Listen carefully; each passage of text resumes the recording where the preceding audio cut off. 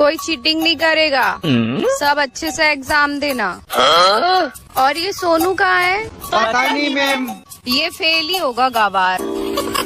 बच्चों सिर्फ 10 मिनट बचे हैं, जल्दी पेपर करो। सिर्फ 10 मिनट बचे, अब क्या कर लेगा? टॉप करूंगा पूरी क्लास में। देखती हूँ कैसे टॉप करता है।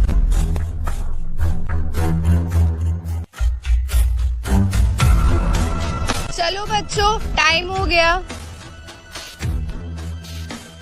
ओ हीरो, टाइम हो गया, चल आजा।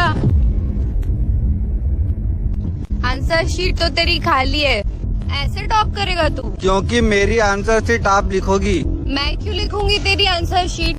नहीं लिखी ना तो डांस टीचर के साथ आपकी जो केमिस्ट्री क्लास चल रही ना, वो पूरी स्कूल में वायरल हो जाएगी।